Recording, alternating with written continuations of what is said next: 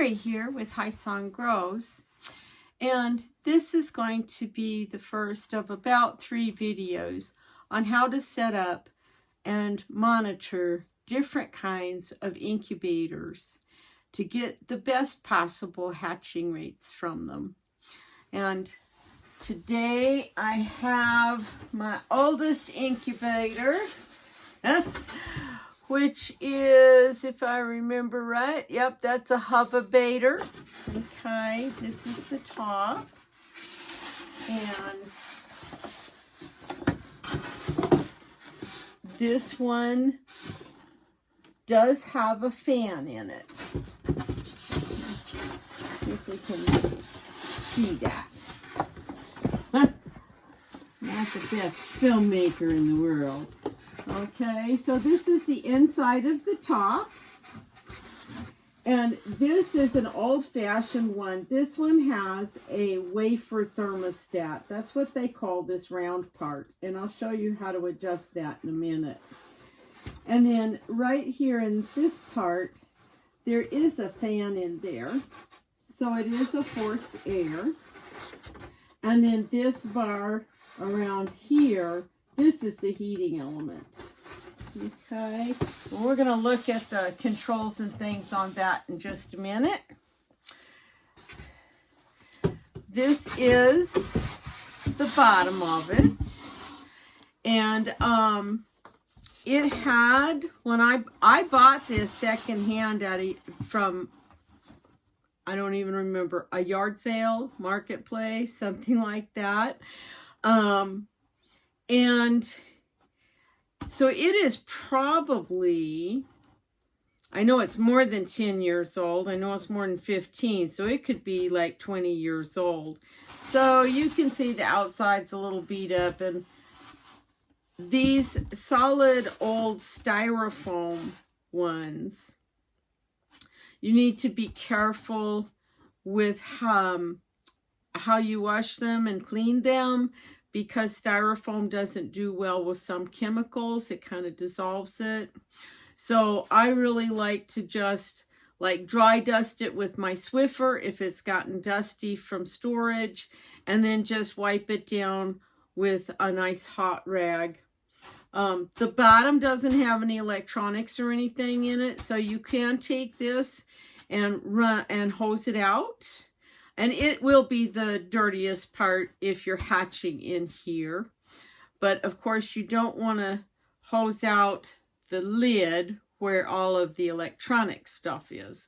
That part, if it's dusty, use a little canned air, a little feather duster, something like that to get dust out. And then just a very slightly damp rag to wipe down the inside and the window without getting any water in your electronic parts. So you'll see in this, the bottom of this has, it's molded sort of like little trays. And it originally had a plastic liner that fit that perfectly, but it was so old, it eventually disintegrated. Especially because I live in the desert and sometimes my storage areas get really hot. So I ordered a new one.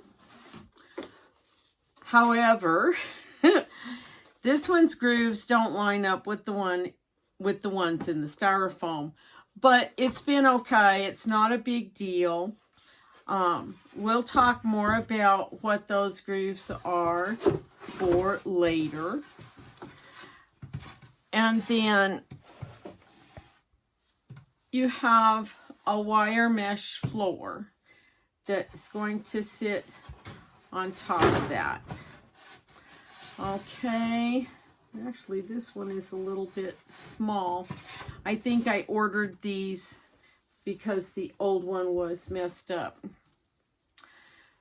If you're using a newer model, your floor should sit perfectly above that water tray. I like to take some shelf liner. I don't want a solid shelf liner. I want one that's perforated and has holes in it like this.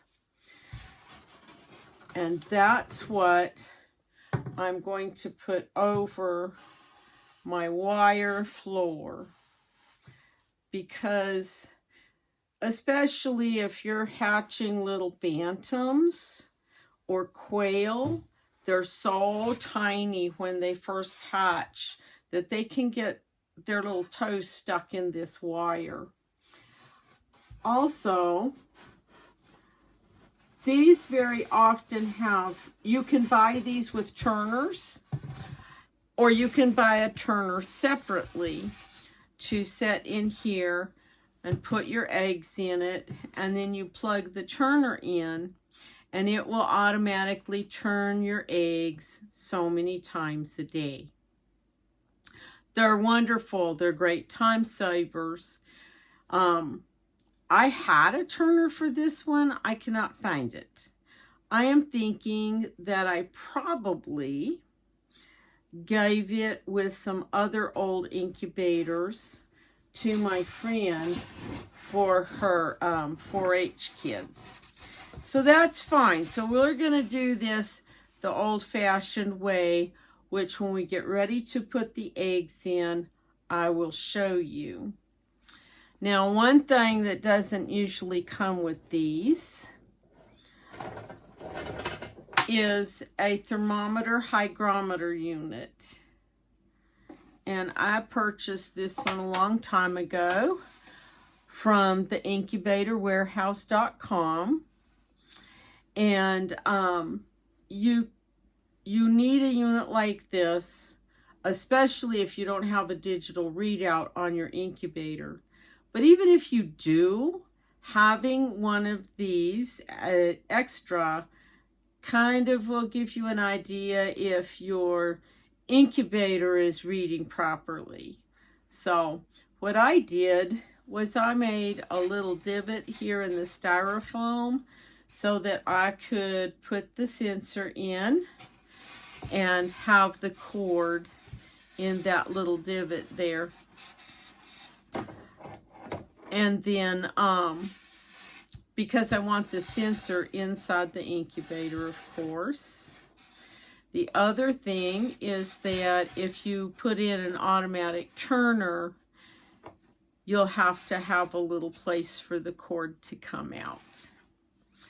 So now we're going to put the lid on. And make sure our little cord is down in its notch. You might need to notch the lid a little bit too, so you're not smashing your cord. Okay, that works. And now, find my extension cord here, because I'm not crawling all the way under the table to the wall. I think I'm kind of stuck. Hang on. Okay, so you can hear the fan whirring, and you see the red light. The red light tells me that the heating element is turned on. So I'm going to let this sit here and run for a while, just like it sits, and I'll come back in 15 or 20 minutes and check the temperature reading. Alrighty, so coming back and looking at this, it is slowly getting up there. We want the incubator to run at about 100 degrees for the best hatching success. And humidity is kind of a big deal. So it has turned itself off. And what I'm going to do is, you can see the little arrow tells me to go that way to turn it up more. So I am going to carefully turn this knob until it a little bit past where the light came on, because at 72 degrees we're not nearly warm enough. And I'll give it, 15 or 20 minutes and come back and check it again. Okay, I've checked this a couple of times, and I have turned that thermostat knob up some more, and we just now hit 100.4. So now what I'm going to do is I'm going to just turn it down just until the light goes off.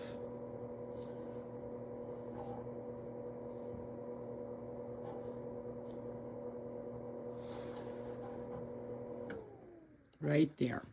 Okay. And now 100.9, that's okay. We'll let it sit there. Now, I am going to let this sit and run at least overnight. And now I see my temperature probe is saying 101. So I will be back in the morning to check on this and see what it says in the morning. When you're thinking about where you want to put your incubator, you need to think about, you need as even a room temperature as possible. 75 degrees is about perfect, but like my house does not have central air, so I will never make that, not this time of year. But I am using my spare room, which is partly my art studio and my soap making studio, and if I had to, I could close the door and turn on an electric heater in here to keep the room warmer, to keep the incubator up to temperature.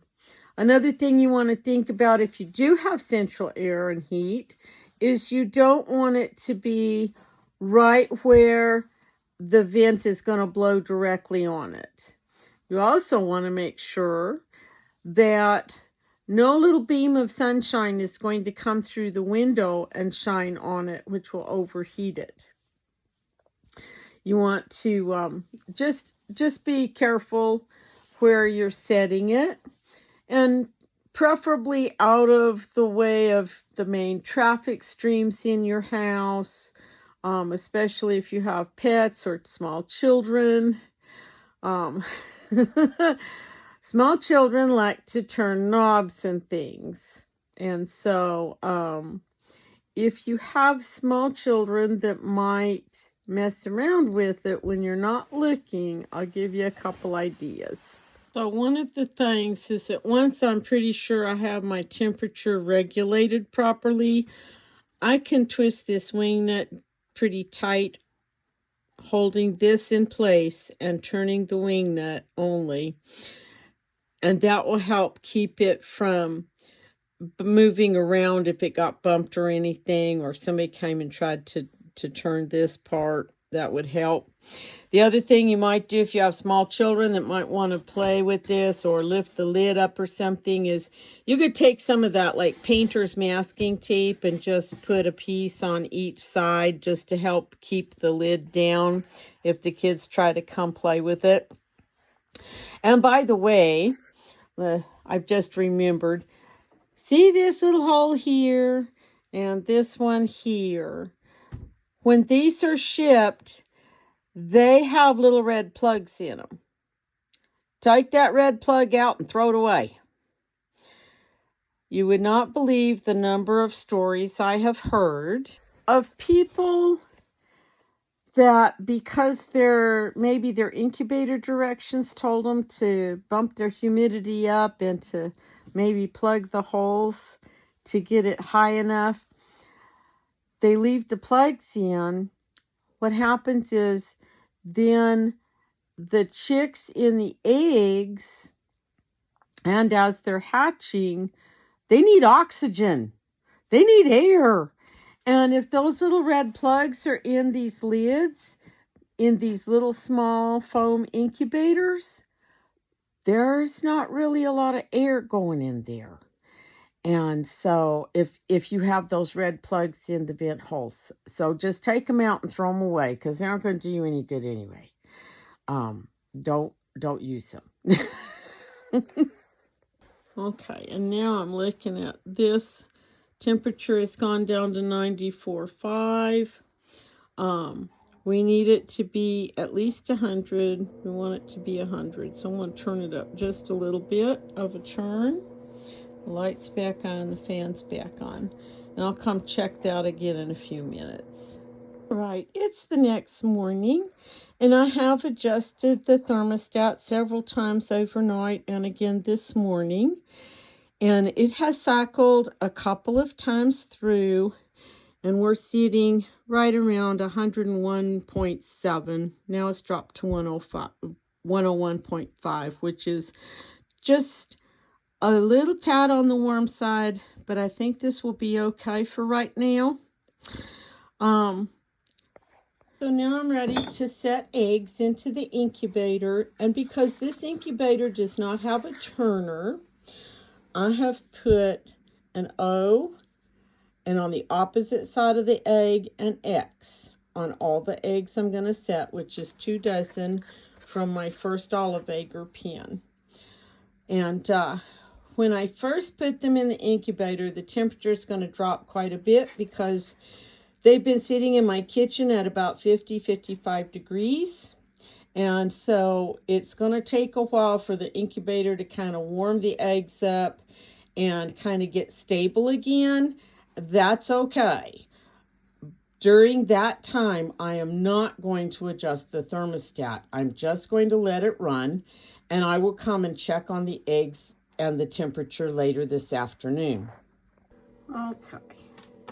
And yes, it's kicked back on, and it's going to run a few minutes, but it's okay. I just got to move some stuff around on my work table here. And we're just going to lift the lid up and set it over to the side.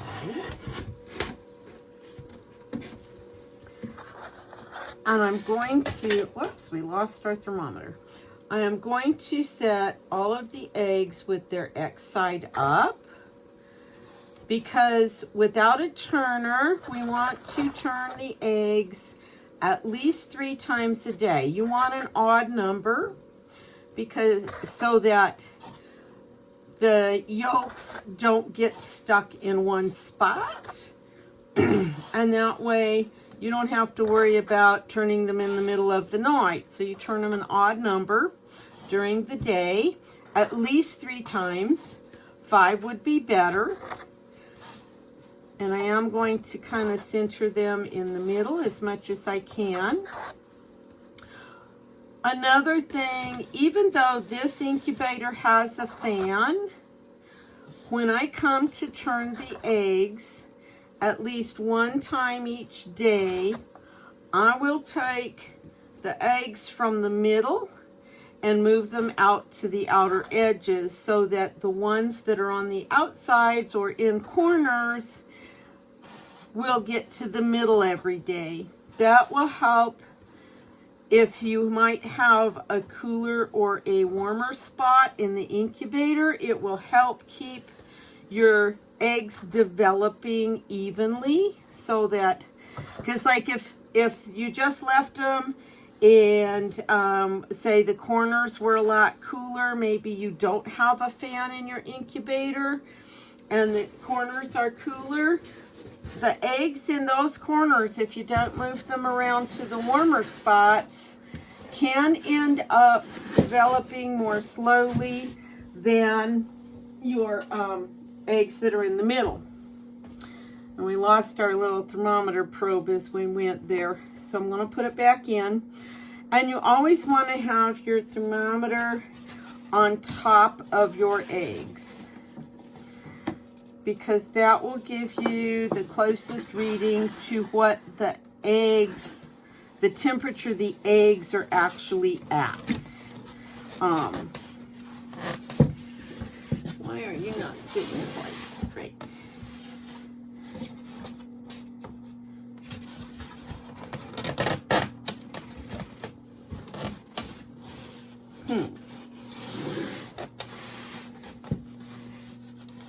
I think we're just,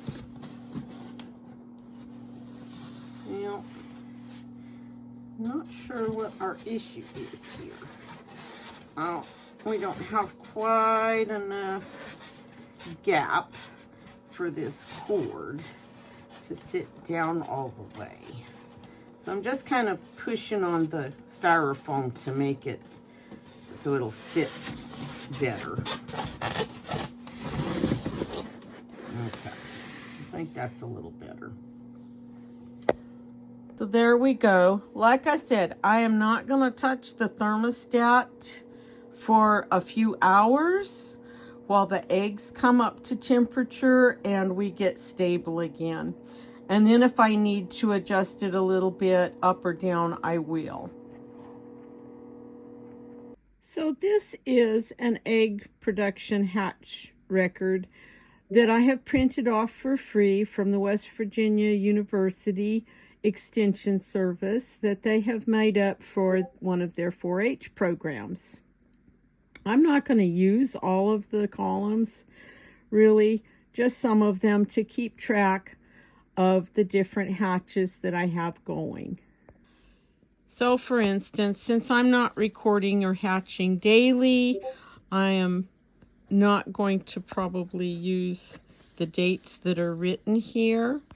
But today is the 9th of March, so I'm going to put in 3/9. And I couldn't even tell you how many hens are in that pen, probably 20 odd. How many I collected, the percent of hens laying. So you're going to divide the number of eggs by the number of hens, and that gives you the percentage of lay. And how many eggs were discarded, deformed, or unusable. How many eggs are set in the incubator? And we put in 24.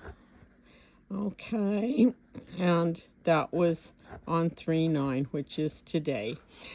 And we'll be back in a week to candle the eggs and put in how many are fertile.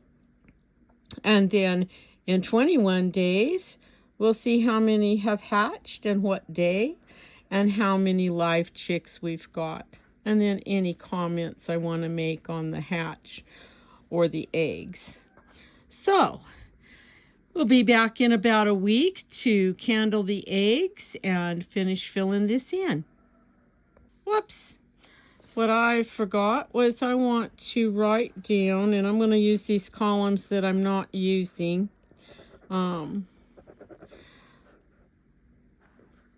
This is the Olive Agar #1 pen. So that's the pen that I collected those eggs from.